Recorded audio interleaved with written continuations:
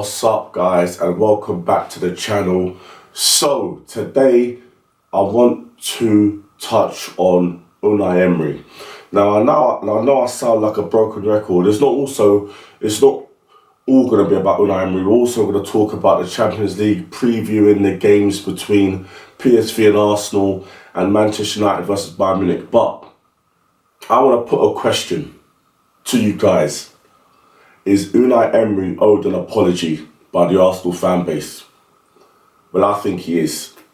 When you think about it, he came into Arsenal. It's always hard to come into a club, a big club, after a figure like Arsene Wenger has left. Moyes struggled under Ferguson. Everyone struggled after Ferguson. But Emery came in after Wenger.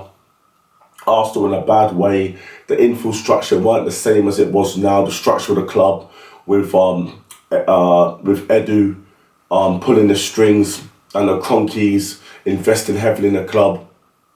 So Emery came in at a difficult time. He didn't get the signings that he wanted.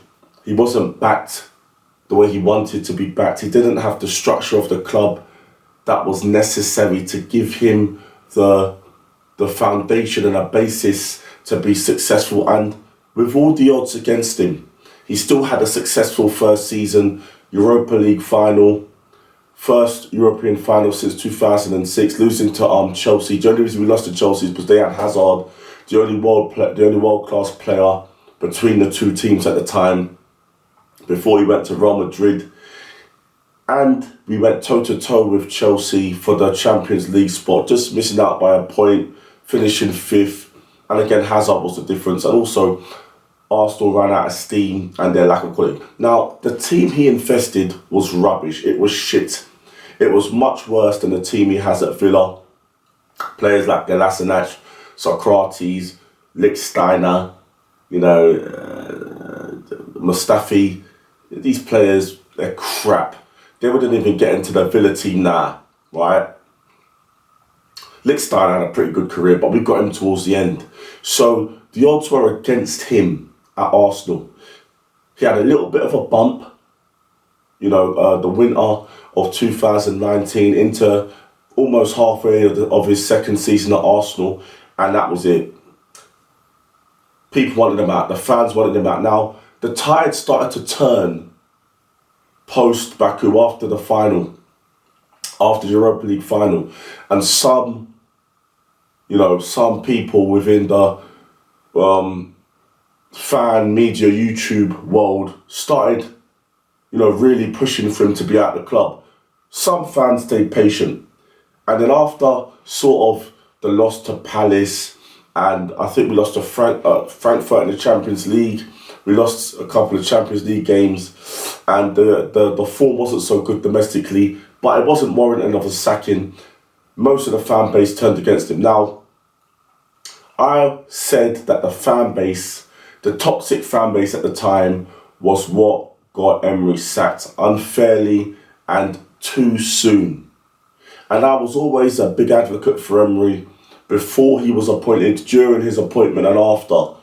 I always thought he was a top-class coach, world-class manager.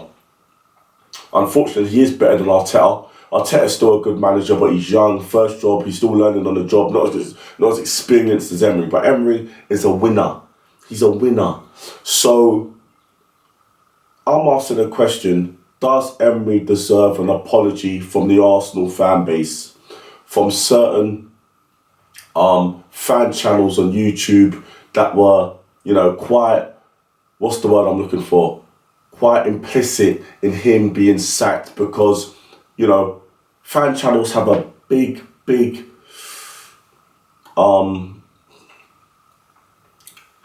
say in fan perception and in fan opinion.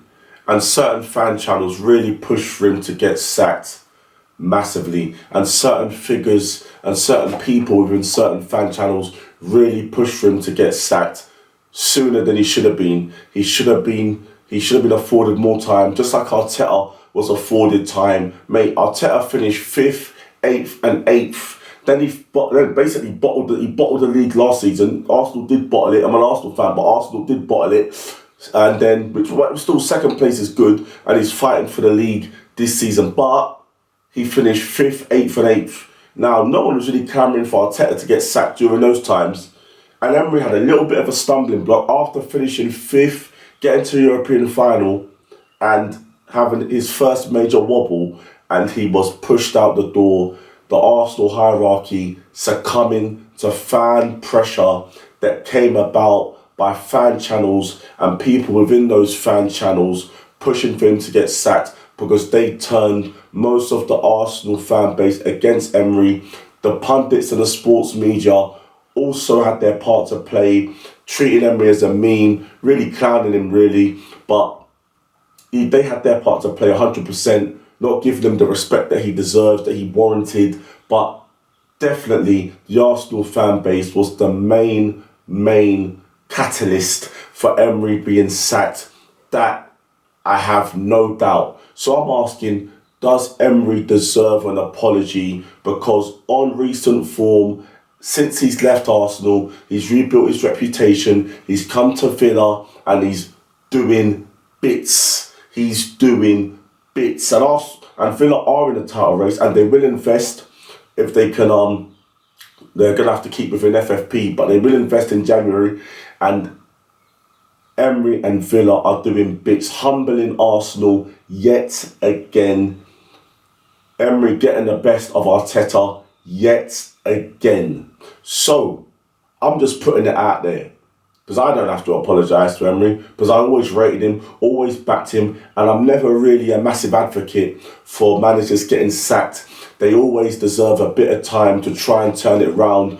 I was a big supporter of Graham Potter. I'm still a massive supporter of Eric Ten Hag. I'm a massive supporter of managers keeping their jobs and having the opportunity to turn things round. Atletico Madrid and Simeone are a big example of that. Simeone not always having success, but Atletico Madrid always keeping faith in him. And eventually Simeone manages to get Atletico Madrid competitive again. I felt at that time Arsenal fans were too soon to pull the trigger. The fan base at that time was very toxic. And unfortunately, Emery was the right manager at the wrong time at Arsenal Football Club. So if you are one of those Arsenal fans